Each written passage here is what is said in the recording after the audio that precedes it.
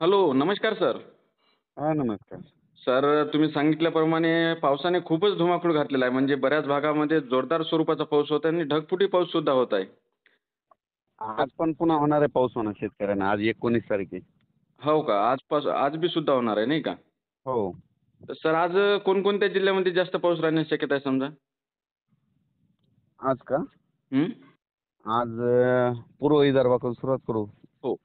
चंद्रपूर, नागपूर, भंडारा, गोंदिया, हं. वर्धा, यवतमाळ, हो, पुन्हा नांदेड जिल्हा, हो. वाशिम जिल्हा, हिंगोली जिल्हा, हं, अकोला जिल्हा, अमरावती जिल्हा, हं. त्याच्यानंतर तिकडं परतवाडा, बेतूल, मध्य प्रदेश बेतूल, त्याच्यानंतर बुलढाणा जिल्हा, हो. हिंगोली, वाशिम, हं, हं. परभणी, नांदेड, हो. लातूर, हां. अ, जालना, बीड, संभाजीनगर, त्याच्यानंतर नंदुरबार, धुळे, जळगाव, हो. जळगाव जामोद, चाळीसगाव तालुका, त्याच्यानंतर रावेर तिकडलं ते भागात ते भाग, त्याच्यानंतर अहिल्यानगर, हां, हां. त्याच्यानंतर आता पुण्याकडे देखील आज पाऊस सुरू होणार आहे. हो चालू का? झाला असेल एखादं चालूच असेल. हो, पुणे सकाळी. हं. हो, सुरू झाला असेल. हो, हो. पुणे, सातारा, सांगली, सोलापूर, कोल्हापूर बरोबर आहे. आणि कोकणपट्टी आणि हो. मुंबईला जरा जास्त पडणार आहे. हो का? मुंबईला? हं. हां, हां. मुंबई आणि पुणे कोकणात जरा जास्त राहणार आहे. हो का? इगतपुरी तिकडं. हां, हां, हां. हां. तर सर तुम्ही सांगितल्याप्रमाणेच बऱ्याच भागामध्ये पाऊस सुद्धा सकाळी चालू झालेला आहे आणि आमच्या भागात सुद्धा पाऊस आहे. परंतु सर आता पावसाला एक शेतकरी कंटाळलेला आहे. म्हणजे शेतकऱ्यांचे बरेच मेसेज असे येत आहे मला सर, की आम्ही सर पावसाला कंटाळलेलो आहे. तर पाऊस कधी बंद होणार समजा? पण शेतकऱ्याला सांगा हॅलो. हां, बोला ना सर. आज आहे 19 तारीख. हो, बरोबर आहे. तर काही काही ठिकाणी काय होईल समजा हं, 19 तारखेला ना हं. आज देखील दुपारून थोडं ऊन पडेल बघा. आज दुपारून. हं. हां. आणि आणि पुन्हा काय होईल लगेच संध्याकाळच्यात परत पाऊस येईल. हो का? हं. आणि त्यानंतर सर उगाच थोडं आता म्हणजे आता थोडं उगाच दिसल्यासारखा सूर्य दिसेल होता फक्त. हो, हो, हो. म्हणजे आता थोडं दिसेल म्हणजे झावळ असं. हो. आणि लगेच पुन्हा काय होईल लगेच मग दुपारच्या नंतर परत पावसाला सुरुवात होईल. हां, हां, हां. हं. पण आज पुन्हा पाऊस परत येणार आहे तिकडूनच येणार आहे. हो का? विदर्भाकडून पूर्व मग विदर्भ. तर पूर्णपणे समजा उघडीप कधी भेटणार समजा फवारणी वगैरे आता पाळी आपल्या शेतात हाणण्यासाठी? उद्याच्याला थोडं ऊन पडणार आहे पण उद्याच देखील थोडं काय होणार विखुरलेलं स्वरूपात पाऊस पडणार. हो पण का? चांगलं ऊन काय होईल हां. 21 तारखेला. 21 तारखेला चांगलं सूर्यदर्शन मग होईल. पावसाचा जोरच होईल. सूर्यदर्शनच होईल. हो का? हो. पण सर इतर तज्ञाच्या माध्यमातून असं सांगण्यात येतं की परत पाऊस येणार आहे म्हणजे 1 सप्टेंबर किंवा 25-26 तारखेपासून. 26ला तर मी आपण म्हणलोच ना पण हो. ते काय होणार फक्त ते विदर्भाकडेच राहणार नाही ते. हो का? बाकी मग इतरत्र राहणार नाही. अं, कोणता 26ला जे येणार आहे हो, समजा हो, हो. हां. ते याच्याकडे राहणार आहे तुम्हाला ते पण सांगतो कुठं पडणार आहे 26चा. हं. वर्धा जिल्हा, हां, नागपूर जिल्हा, भंडारा जिल्हा, हां. त्यानंतर गोंदिया, इकडं अमरावती, अकोला, हं, वाशिम, यवतमाळ, हं. त्याच्यानंतर बुलढाणा जिल्हा, परभणी एक राहील, त्याच्यात जालना घेईल, त्याच्यानंतर इकडे बुलढाणा घेईल हो. आणि त्याच्यानंतर असं अहिल्यानगर कडत, संभाजीनगर कडत, जळगाव, हां. धुळे, नंदुरबार तिकडे असं. हां, हां, हां. आणि पुन्हा काय होईल मग नंतर इकडल्या भागामध्ये ह्या पट्ट्यातच पाऊस पडेल. कोणता आणखीन एकदा सांगतो. हो. नाशिक, धुळे, नंदुरबार, जळगाव, हं, हं. अहिल्यानगरचा काही भाग म्हणजे अहिल्यानगरचा उत्तरेकडचा भाग, हां, हां. कोपरगाव तिकडचा हां. आणि त्याच्यानंतर जळगाव जिल्हा, हो, संभाजीनगर, हो, जालना जिल्हा, हो. बुलढाणा जिल्हा, हं. परभणी आणि त्याच्यानंतर इकडं अकोला, वाशिम, हिंगोली, वर्धा, नागपूर, भंडारा, गोंदिया, चंद्रपूर हे हां, पट्टा राहणार. आणि इकडे असं ना लातूर जिल्हा, नांदेड जिल्हा, हां. इकडे बीड जिल्हा, हं. त्याच्यानंतर धाराशिव जिल्हा, सोलापूर जिल्हा, सांगली जिल्हा, अ, पश्चिम महाराष्ट्रात मग तिकडे सूर्यदर्शन घडणार आहे. हो का? म्हणजे तिकडे एवढा नाही जोर राहणार त्याचा. हां, हां, हां. आणि सर तुम्ही यापूर्वी जायकवाडी धरणाबद्दल सांगितलं होतं आणि ते 100% मान्यच झालेलं आहे आणि तुम्ही सांगता जे जे सांगता तुम्ही ते 100% खरंच होतं. आता हो सर ना. इतर धरणाची कंडिशन सुद्धा तुम्ही मागच्या वेळेस सांगितली होती, परंतु एकदा शेतकऱ्यांना तुम्ही परत सांगावी.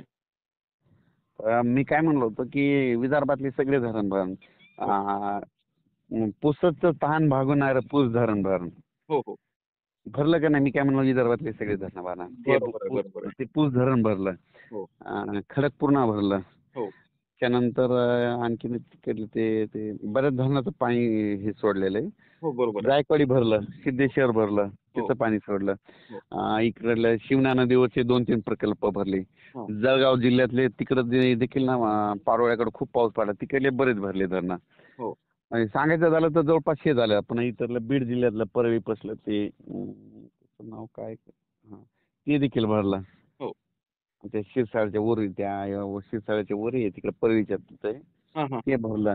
हो, मांजरा धरण भरण म्हणलं ते मांजरा भरलं. हो. मग जवळपास सगळे धरणं भरले. पुन्हा इकडच्या नांदेडकडलं ते नांदेडचं देखील भरलं. बरोबर आहे, बरोबर आहे. हो.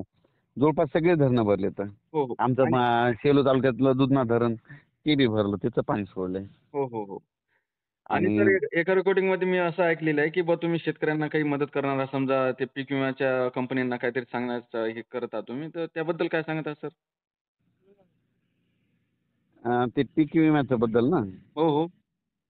त्याचं ते काय होतं त्याचे पॉईंट आहेत ते मी काय करतो आता ते घरी वही राहिली त्याच्यानंतर तुम्हाला सांगतो सगळं डिटेल सांगतो. बरं, बरं, बरं. म्हणजे हो कसं हे करायचं समजा क्लेम कसा करायचा हो, हो. त्याच्याबद्दल सगळं नंतर सांगतो तुम्हाला बरोबर डिटेल. आहे, बरोबर आहे. ते सगळे पॉईंट आहेत सगळे. हां, हां, हां. हो.